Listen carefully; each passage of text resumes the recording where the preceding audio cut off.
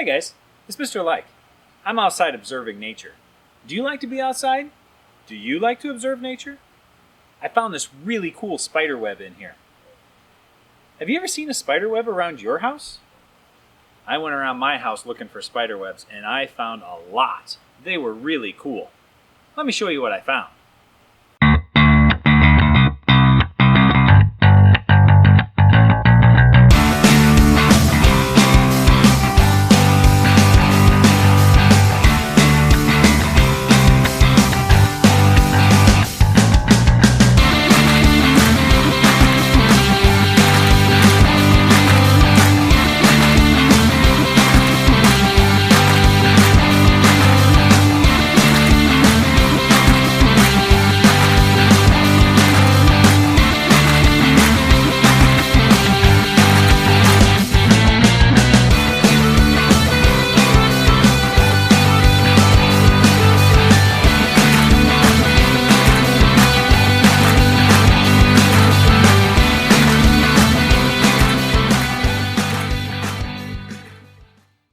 So as you can see, I found all kinds of spider webs in my house, all around the outside and in the bushes and in my garage.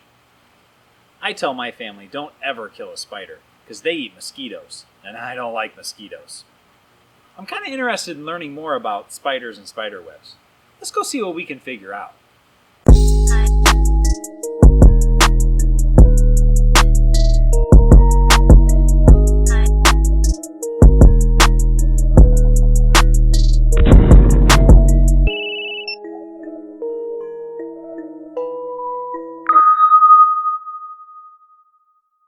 So here we are outside, learning all about spiders. I thought it'd be a good idea to read a book about spiders. One of the best ways in order to learn about things is to read a book. Today we're going to read The Next Time You See a Spider Web by Emily Morgan. A lot of people don't like spiders. They say ick or ooh whenever a spider's around. Not Emily Morgan. She loves spiders. And she wants to encourage people to come out and learn more about nature and learn more about spiders. Let's read. The Next Time You See a Spider Web by Emily Morgan.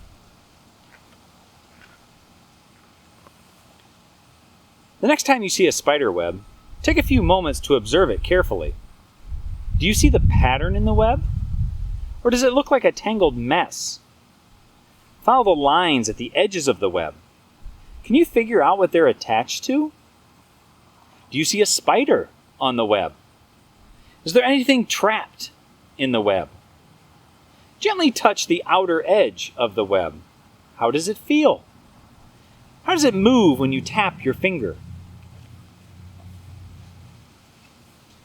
Spider webs are some of the most fascinating structures in nature. You can find them in many places in different shapes and sizes. Some have elegant patterns, and others just look like a jumble of threads.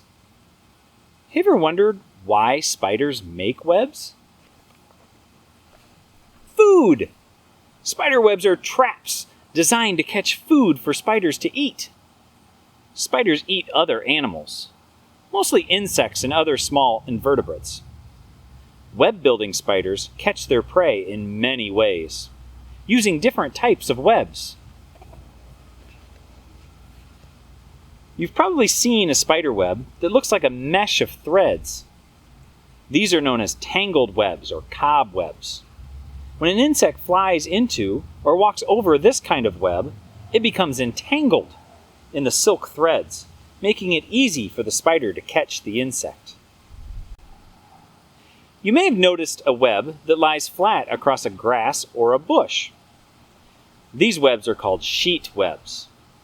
A spider creates a sheet of silk and weaves special strands above it. When an insect flies into the top of these threads, it's knocked down and captured in the sheet web below it. Another interesting kind of web is a funnel web. These webs are wide at the top and get smaller at the base. The spider hides inside the funnel and waits. When it feels an insect walking across the web, the spider rushes across the web and grabs its prey. Perhaps the most well-known type of spider web is the Orb Web. These beautiful and elaborate webs look like the wheel of a bicycle, with threads connecting each spoke. When an insect flies into the web, it becomes tangled in sticky silk. The spider, usually waiting in the center of the web or hiding nearby, feels the vibration on the threads and rushes in to get its prey. A spider web is a marvelous trap because it gives the spider the ability to sense an area much larger than itself. A spider can feel vibrations through the silk and knows exactly when and where something touches its web. Just think, with its web, an orb-weaving spider that might be the size of a dime has the ability to sense an area larger than a dinner plate. Have you ever accidentally walked through a spider web?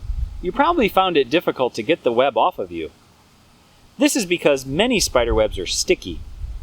However, spiders are able to move around in their webs quickly and easily without getting stuck. Have you ever wondered why spiders don't get trapped in their own webs? There are several reasons why spiders don't get caught in their own webs. One reason is that not all spider silk is sticky. Orb-weaving spiders appear to know which parts of their webs are sticky and which parts are not, and they tend to avoid the sticky parts. Another reason is that spiders have tiny structures on the ends of their legs that reduce their contact with the silk. Finally, some spiders actually have a non-stick coating on their legs that keeps them from sticking to the web.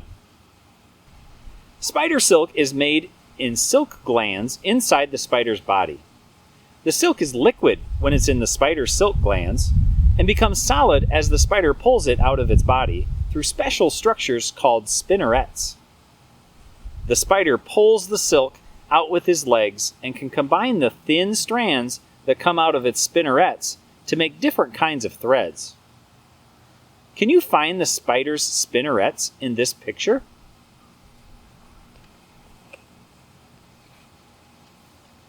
Spiders have an extraordinary ability to make different kinds of silk, depending upon the job they need to do.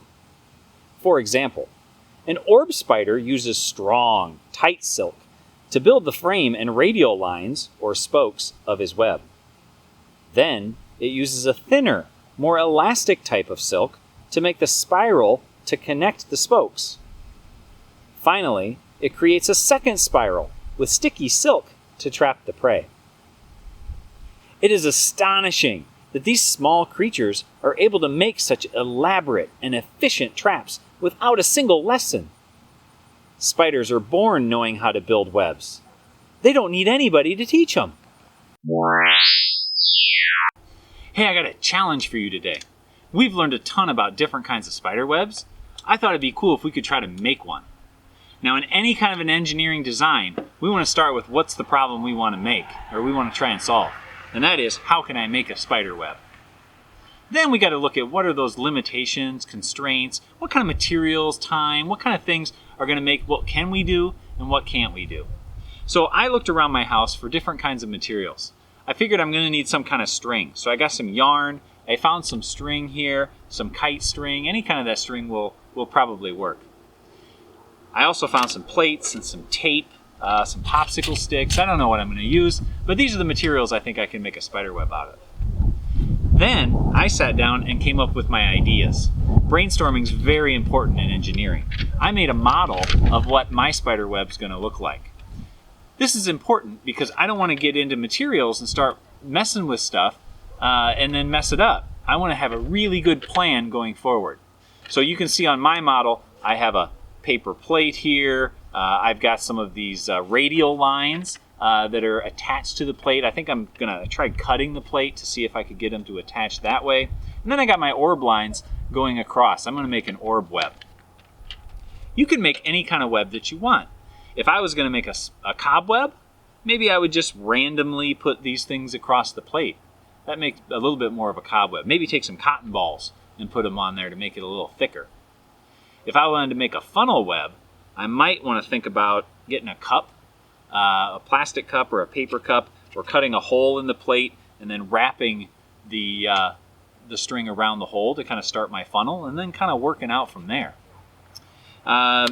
You know, so any kind of web you want to make. If I was going to make a sheet web, maybe I would like put some popsicle sticks on my plate and then roll the spider web across the popsicle sticks to make a sheet web. I don't know, whatever I decide to do. You need to pick what kind of web you want to make. Find some materials and see if you can make it. Making webs to look just like the spider webs is going to be really cool. It really makes me like science.